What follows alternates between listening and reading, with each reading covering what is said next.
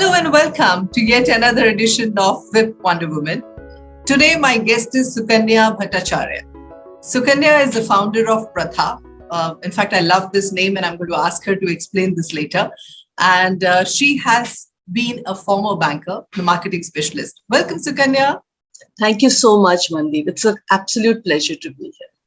Well, I had met you years back, and then I suddenly see you in this avatar, and you've been written about at the Times of India, Indian Express, Business World, and I saw all that thing, and then I heard your podcast and Spotify, and I said, I have to have you, and you're a difficult woman to get. We've been chasing you for the last couple of months. Not at all. Thank you so much. I'm so glad that you could finally make it. So, as I said, I love the name Prathaa. And I think the way you describe it, it is a celebration of exquisite handicrafted fabrics that emerge from the heart of India and breathe and flow and speak of the country's textile heritage is something fantastic. The brand believes in nurturing and preserving the art and weavers of India. It creates easy to wear, distinctive and appealing contemporary fusion fashion. I think this describes a beautiful start to what we are doing. You said it all. Tell me, how did this idea, this whole Prathaa, when was it conceived?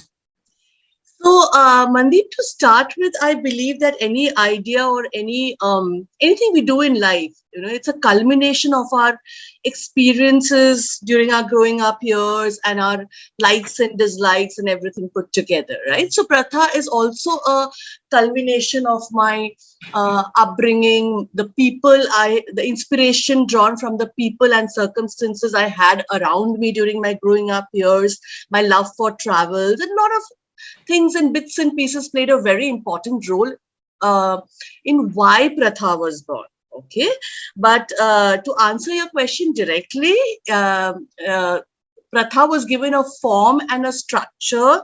The why of Prathaa was detailed out 6 years back in a very solitary village close to Bolpur, Shantiniketan.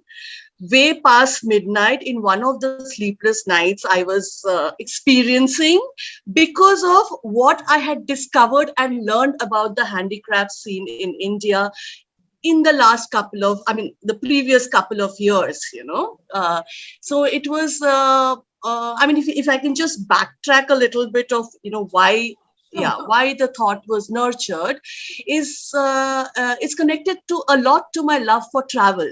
I am like a traveler and basically an exploratory person in every aspects of my life. Yeah. So while I'm a traveler, so I don't define myself as a tourist. I'm a traveler. Okay, so when I travel, I don't have a to-do list of ye monument jana hai, ye dekhna. There's never a to-do list for me. Having said that, because of my love for the heritage weaves and handicrafts of India, I would always do my research on the stuff in the region I would travel to. And that would definitely be a part of my to-do list whenever I would travel. That's lovely. So in the initial years, it started with curiosity, knowing more about it. A little matured self got into the technicalities of it, to the stage where I reached to discover that this rich talent in India was actually fading off. It was getting extinct. The master weavers were going for a 9-to-5 job in Bangalore, teaching the basic art to the wife, and the next generation was not pursuing the skill because there is no lack of demand. Sure. So all of that actually stirred something within me. It was like, nahi ho sakta hai. And that was one of the sleepless nights I was experiencing in Shantiniketan. I knew the why of Prathaa. Honestly, Mandeep, I didn't know the what or how.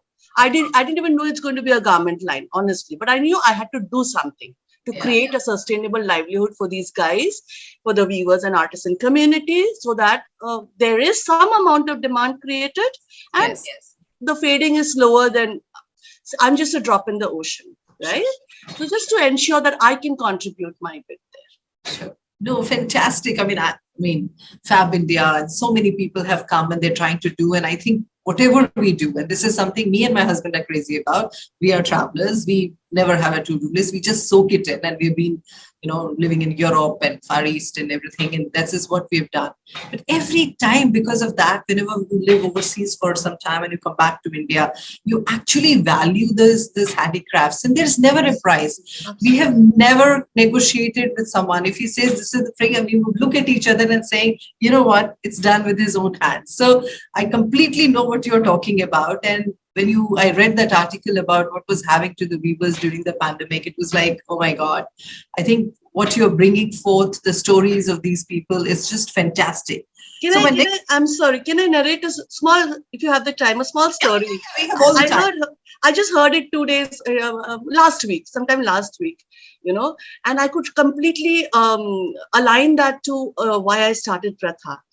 There was a story of this man wanting to win a lottery ticket, and he would do anything to, like pray to God, keep manna, go to whatever extent, and just ask for, my only wish in life is to win a lottery ticket. God, I need lottery ticket. He would go on fasting, he would go to Char Dham visits and all of that stuff, okay? But finally, he never won a lottery ticket.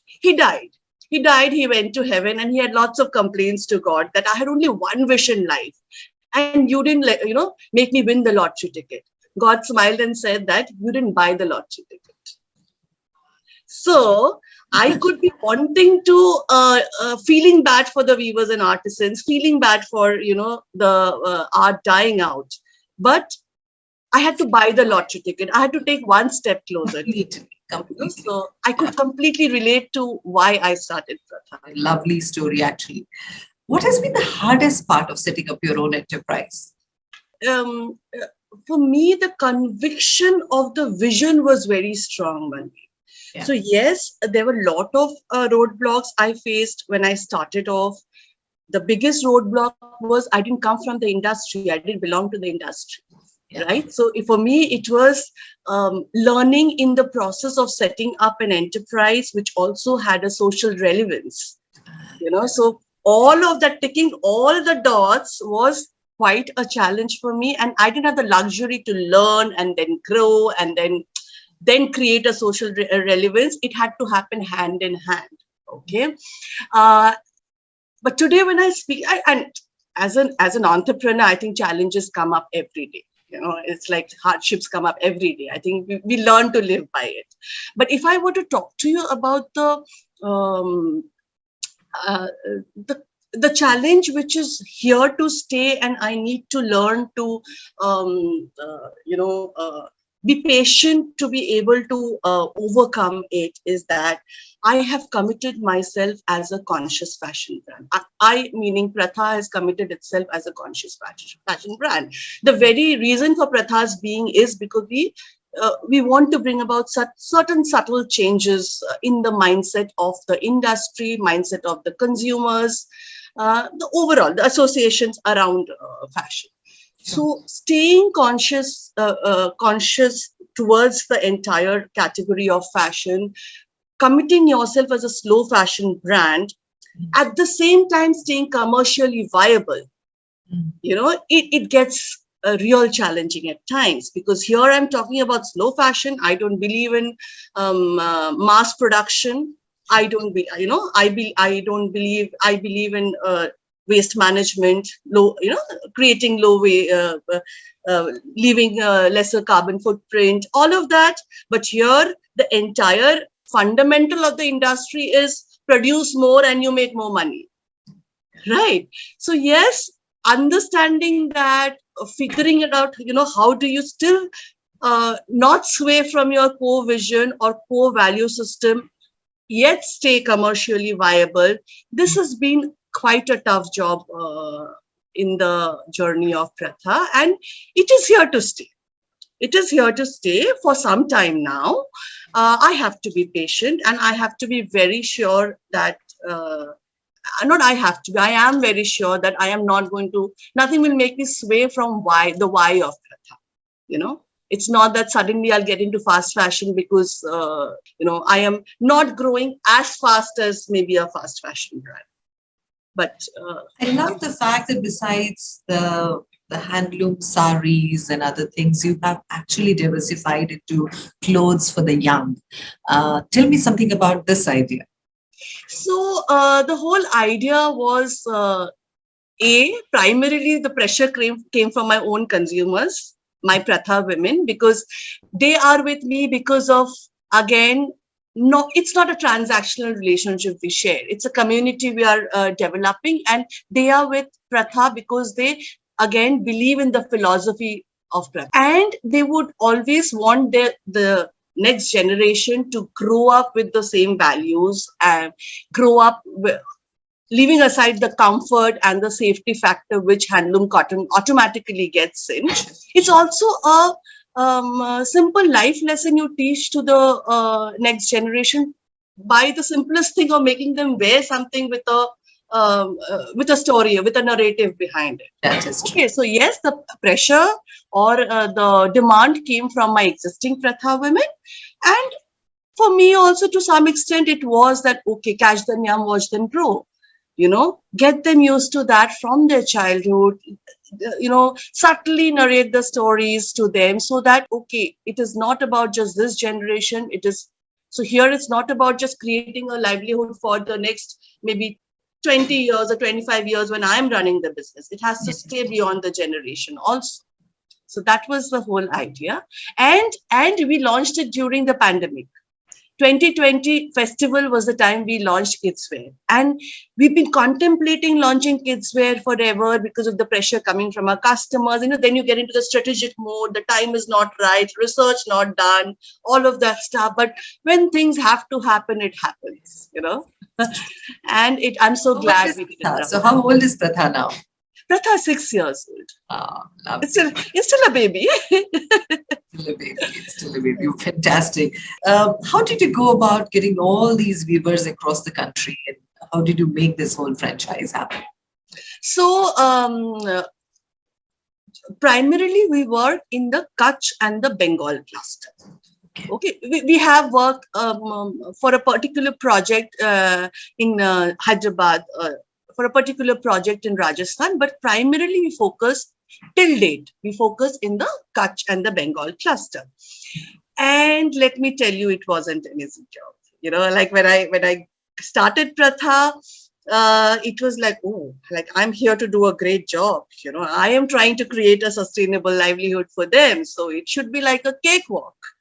Okay. But trust me, Mandeep, the first 5 to 6 visits to the villages, I came back with rejection. It was sheer rejection, not because of any other reason.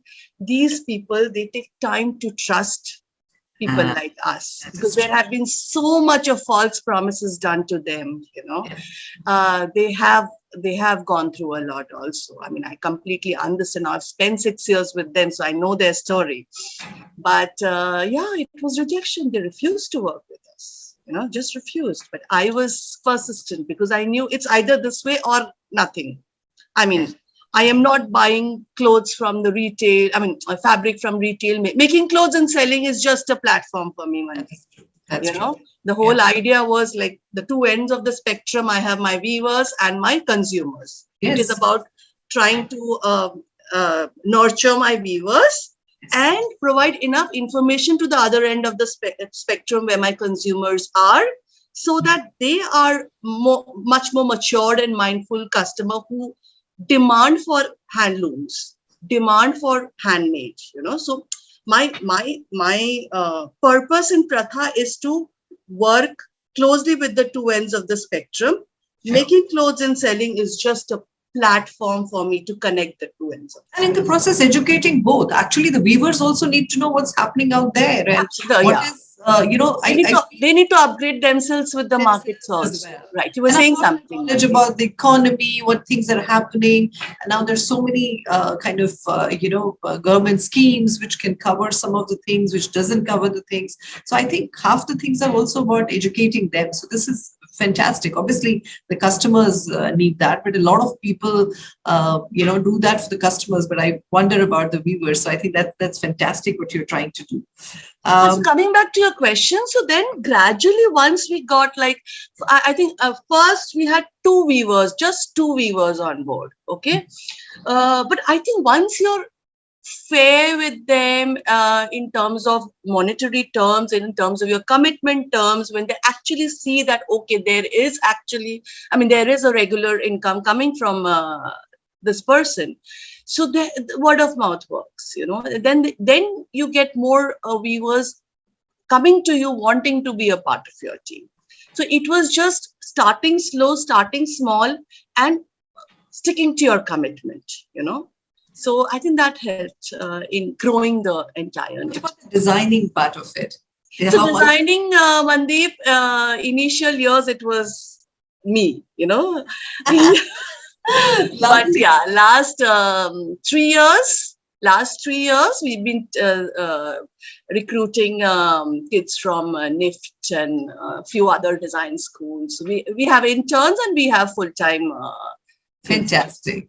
I love that aspect on your website about the focus and the strength coming out of the bindi. You have to tell us that story.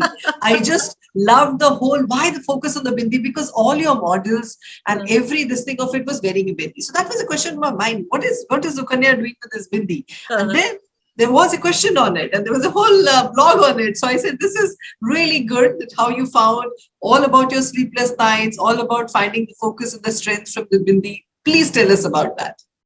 Okay, so Mandeep, there are a lot of strategic reasons of the bindi being the power and strength of the women and all of that. But honestly, the story, again, like the simple me, the story is also very simple. So connecting this to the first question you had about the inception of Prathaa, right? So like I told you that I knew the why of Prathaa, but I had no clue about the how or what of Prathaa, because I had just no clue, but I knew I needed to do something. And then when I had to, I came back and I was trying to stabilize my ideas and think, okay, what next? I really had no clue. Okay. And scribbling and drawing and all of this is therapeutic for me. So I would just sit and do all of that in my diary. I would think, and the solo thinking, I would engage in, mindlessly, I would just doodling. Yes, doodling, but not doodling like in the structure. Yes. Yeah, it wasn't aesthetic doodling. It was just, going here and there. And that's when I remember in one of those scribbles, I formed the round shape, and that gave me a lot of, I felt that inner strength while I was doing that. I felt that inner strength and the focus, and then I actually focused on the bindi, and I colored it, and I knew that this had to play some role in whatever I'm doing. I still had no clue what I'm doing. So, and then gradually when the idea of Prathaa and what I had to do came up, then I knew that this had to be so the bindi came up before Prathaa, the name Prathaa came up, so that had to be a part of the identity of Prathaa. So bindi is the part of the Prathaa logo. And we have been, so every year during the anniversary month of Prathaa, we create something around the bindi in a weave form or an embroidery form or a hand block printed form, different forms, And again, that has been, that particular collection has always been the biggest strength of Prathaa throughout, our consumers look forward to, okay, what's coming up in bindi this time. And commercially also, bindi has given me the highest of returns. So bindi is here for me. No, I read about that and I was impressed. I said, I must have you share that with all our people. So what's next for Prathaa? What next for Prathaa in terms of, while we would keep on growing in terms of our category expansion and all of that, but my focus is to double our network of weavers and artisans in the next 2 years, double the number. I mean, if I have to give you in hardcore number forms, I would want to add at least, or engage with at least one new cluster every year now on. Now we are lagging behind by 2 years because since 2020 my travels actually reduced. Not reduced, it stopped. Like last 2 years I didn't travel. So yes, and again, nurture my community of Prathaa women to the extent where we develop more individuals committed to the conscious fashion lifestyle. Okay. So yeah, those are the softer areas I want to tap on. Along with adding on to categories with Prathaa, we work a lot on waste management. So, how to complete the cycle of the waste management end to end to be able to, so develop on all of these points. So those are there from the execution point, but at the macro level, we need to, our focus has to be on our weavers, on building the community and building the cluster. Yes. Fantastic. So what gives you fulfillment and what is your success mantra? So fulfillment, professional, personal? Both. Okay. So personal, I think very insightful conversations give me a lot of fulfillment. I am a sucker for good conversations. Okay. My daughter cooking up a good meal for me gives me a lot of fulfillment from the personal aspect. Sorry? How old is your daughter? She is 18. Oh. She's appearing for 12 boards. Just now her boards are on.